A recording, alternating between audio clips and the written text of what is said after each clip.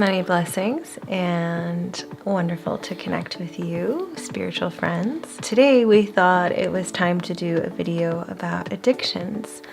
There's a lovely brother in India who had asked us to do a video on addictions quite some time ago. He's been very patient, a nonprofit that helps souls with addictions, among other things. And I also have a close person in my life who's dealing with some major addiction issues, and Michael and I thought, let's do a video about this. So we're going to talk about 3 aspects of addiction. If you're watching this right now, sometimes we might have big addictions that are very apparent. Sometimes we might have an addiction that we kind of know we're lying to ourselves about and we're not willing to fully admit. Sometimes we might have small addictions, but whatever the case, this video will help you with what you're dealing with, overcoming it, and feeling and experiencing your innate freedom. So a quick story. I've personally struggled with addictions in my life. When I was a teenager, I was heavily addicted to cannabis, to alcohol, to drugs, to entertainment. And I literally lived in order to get my fix or my fixes. And if I didn't have my drugs or the stuff I wanted, I was literally completely restless the whole time and really couldn't think properly and couldn't do anything else. That's a major addiction. The definition of addiction is that we can't go without it. If you can give up something and you don't think about it and it's no big deal and you don't act out, then it's not an addiction. If we are unable to go through the day or go through the week without these things, then we're addicts. And so a lot of people have functional addiction, which means that they can continue their addiction and still be functional in their life. But the addiction starts to squeeze more and more time, more and more energy, more and more joy out of our lives. And what happens with addiction, this is very interesting to know, is that when we first have an addiction, if you imagine a chart, right? When we first have an addiction, we have more happiness. So you take the drug or you watch the thing or whatever it is, and it goes up, right? We get this high. We go, woohoo, right? But then anything that goes up, it comes back down again, and then we start to feel a bit low, and then we want to go up again. And over time, this up and down, up and down, up and down starts going lower and lower and lower and lower, to the point that what happens is we take the drug or do the activity and it gets us back up to where we were before we ever had an addiction. So it's not getting us high anymore, it's just getting us back to a normal state. So what happens is we end up living in this very weakened, very needy state, and we have to take these things or do these things just to feel okay, not even to feel good. So that's ruining our lives, literally ruining our lives. So the first aspect of overcoming an addiction is to understand what it actually is. An addiction is a need for bonding. We have a need, an innate need to bond, to connect with each other, with a higher power, with our purpose, with our lives, with the animals, with nature, with the universe, right? We have a need to bond, to connect, to feel we belong to something. And when we stop bonding with the things that matter to us, this huge void opens up, and that void needs to be, connected to something else.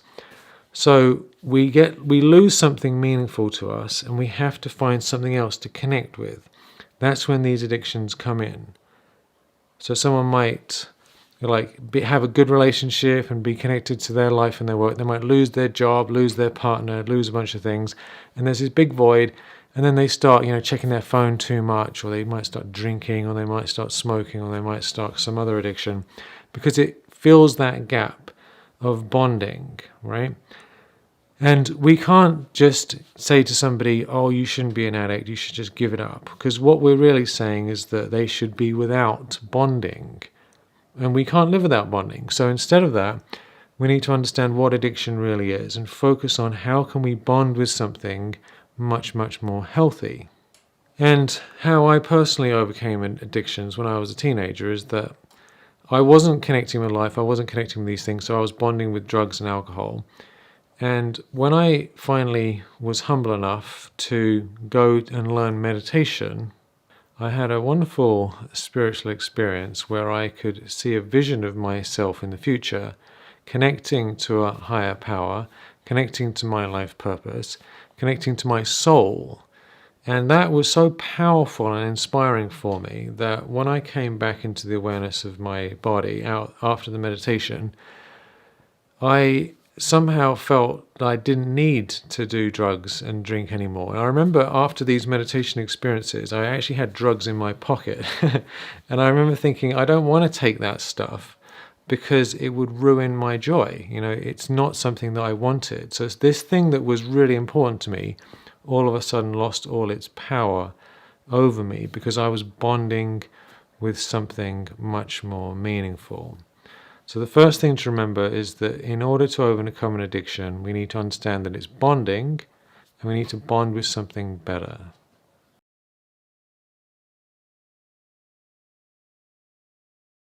The next aspect of addictions is in our humble realization that we have an addiction. That seems to be one of the biggest blocks because we can make up so many stories and reasons and justifications in our minds for why we're doing something and lie to ourselves. And that keeps us stuck. And we have to get to a point, and usually life will help us with this if we're being stubborn, that we recognize I cannot overcome this on my own. And the truth is that if we could overcome addictions on our own, then we would, right? So it's that humble acknowledgement that I can't do this on my own, and I need the help. I call in the help. I welcome in the help of a higher power.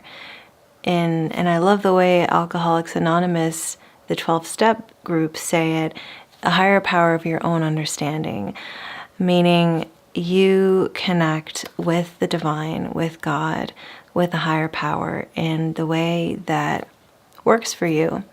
No matter what country, culture, religion you belong to, if you identify more with being atheist, whatever it is, you can acknowledge and reach out to and be open to, be willing to be open to higher power's help.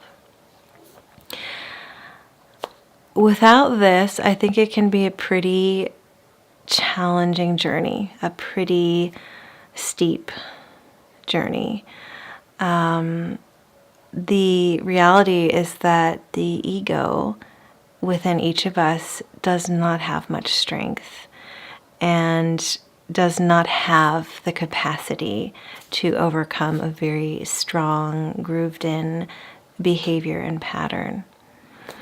When we open ourselves and have a prayer in our hearts that I humbly acknowledge I cannot do this alone, and I am open to the help of a higher power. I am open to your help. I am open to thy grace and love.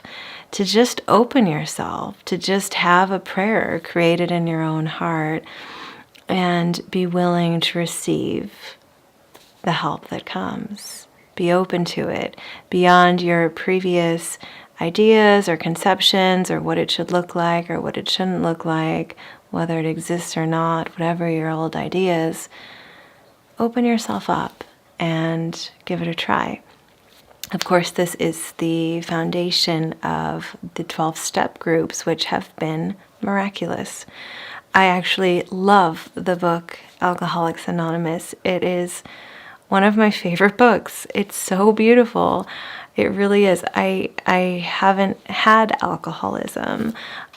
Sure, in college, I'm sure I drank too much in those days. I don't drink anymore.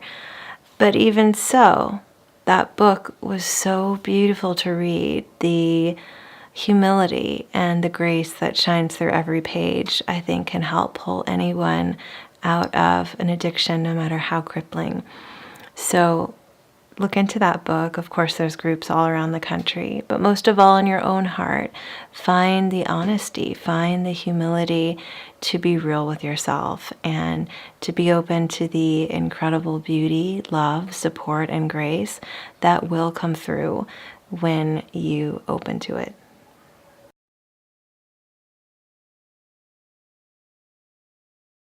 So the third thing, which is really essential to overcome an addiction, is to realize that we live in a society, toxic society. The modern world is a very toxic place, where majority of people are lacking meaning. There's a total lack of meaning.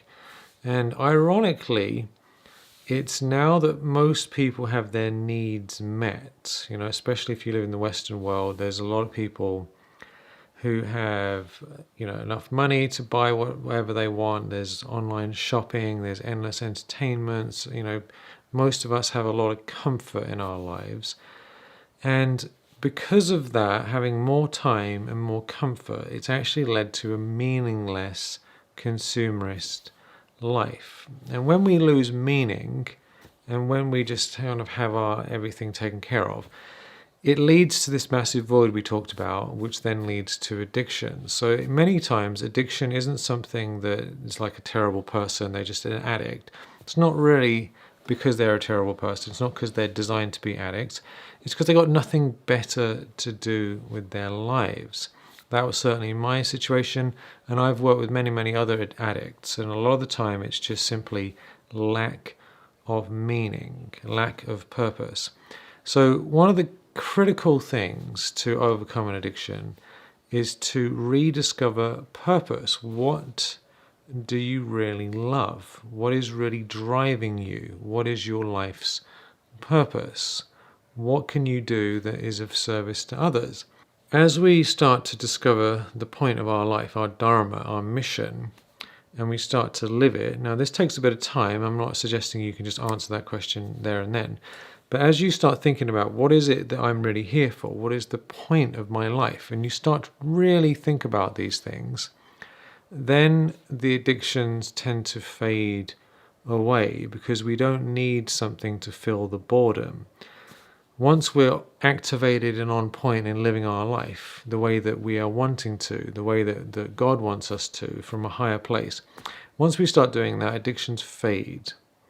So really start thinking about that. I don't feel anyone's really just random addicts. I think it's a lack of purpose, a lack of bonding, and a lack of meaning that is causing a lot of these problems. So what is the purpose of your life?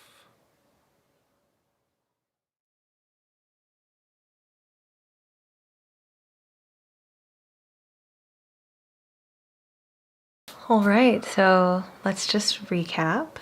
First of all, realize, be honest with yourself about what you're dealing with. If you're dealing with an addiction, that's kind of the prerequisite, right?